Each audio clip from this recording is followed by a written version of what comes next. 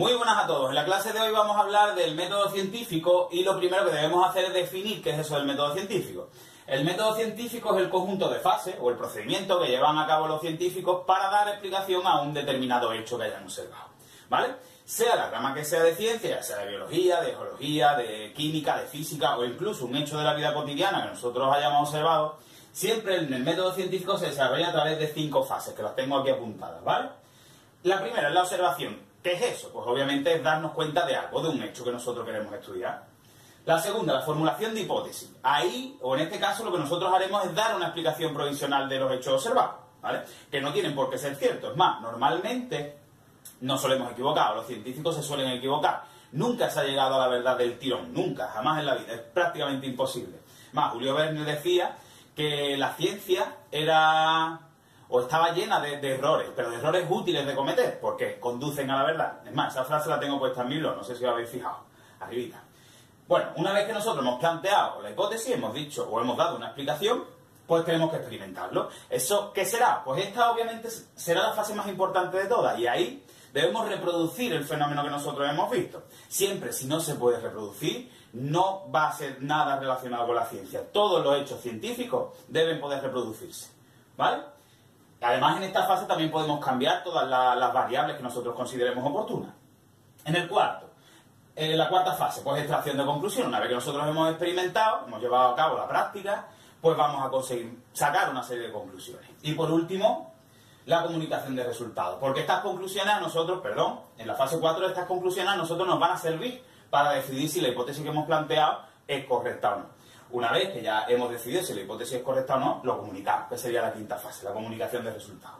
¿De acuerdo? Entonces, observamos un hecho, planteamos una hipótesis, una explicación provisional, lo experimentamos, vemos si es cierto o no, cambiando o reproducimos el fenómeno que nosotros hemos planteado, sacamos una serie de conclusiones para decidir si mi hipótesis es correcta o no, y por último, pues, lo comunicamos. Y esa comunicación de resultados suele hacerse en el mundo científico a través de lo que se llaman leyes y teorías, que no es lo mismo, ¿vale? Las teorías son más amplias, engloban varias leyes.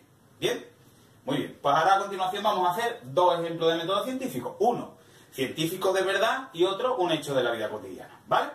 Bueno, el primer caso que nosotros vamos a ver, el primer hecho observado, va a responder a esta pregunta. ¿Por qué son verdes las hojas de los árboles?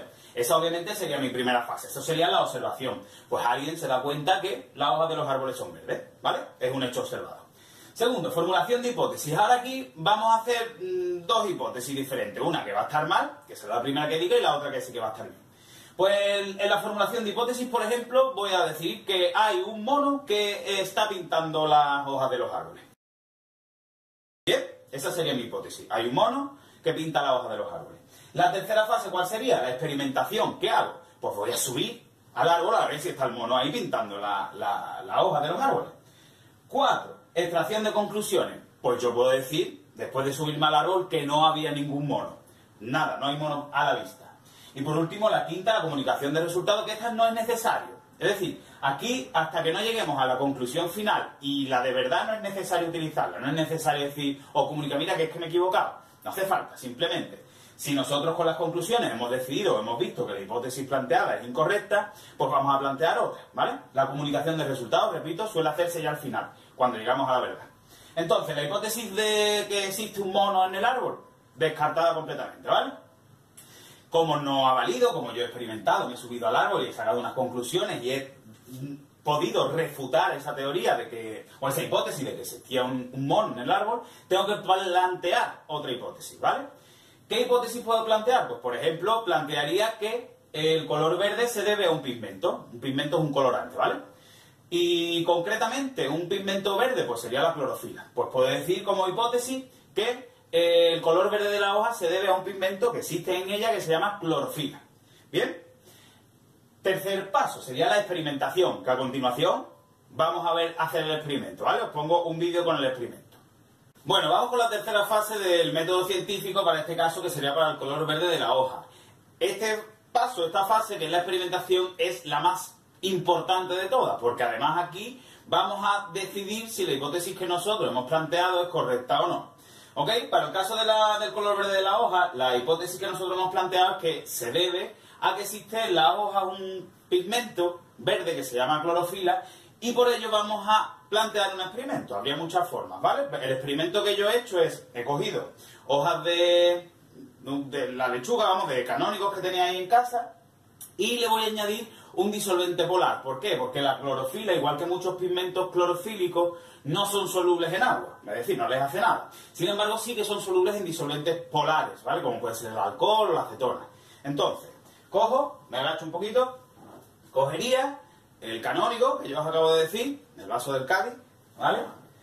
He roto o he cortado el canónigo en trocitos muy pequeñitos y ahora a continuación le voy a añadir acetona. No tenía alcohol, pues le voy a añadir acetona, ¿vale?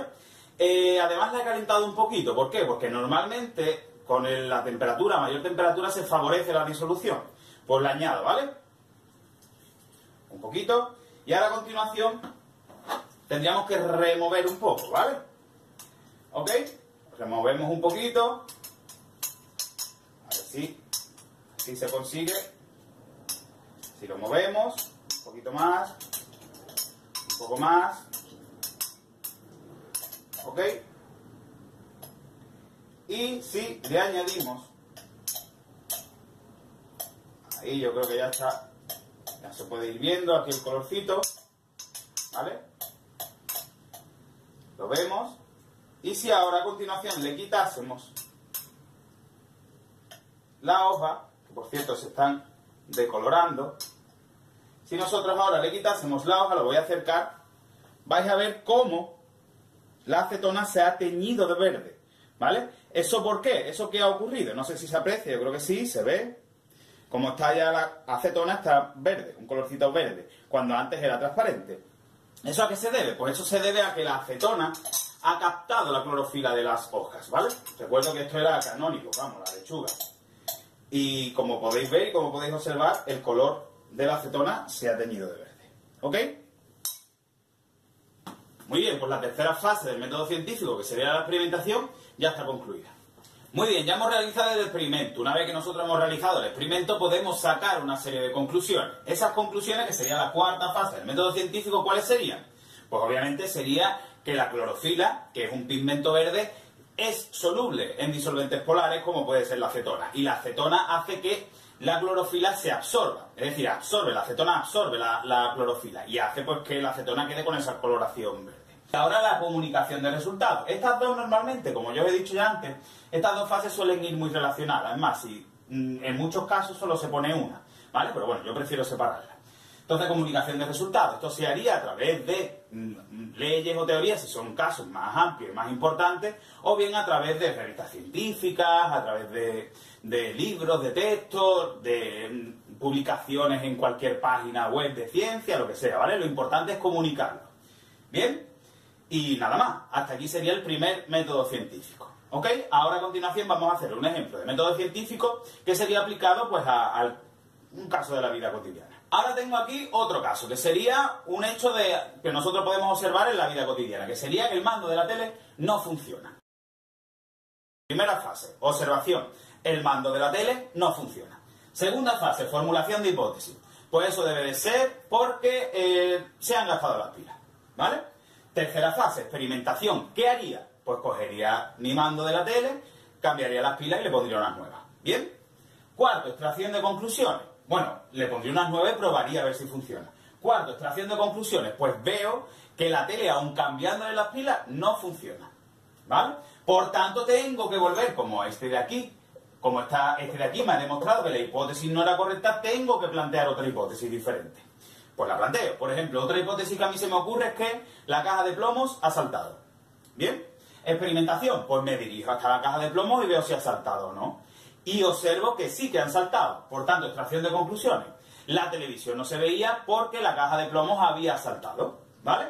Y ahora la comunicación de resultados. ¿Qué haría? Pues le diré a mi madre, mamá, la tele funciona ya porque la caja de plomos había saltado. Ese era el motivo de por qué no se veía la tele. ¿Vale? Y hasta aquí el método científico por los dos casos, uno más real y otro pues más de la vida cotidiana que podemos encontrarnos, ¿vale? Habría miles de métodos científicos que podemos estudiar. Espero que lo hayáis entendido y todas las dudas que tengáis, no dudéis en poneros en contacto conmigo. Un saludo a todos.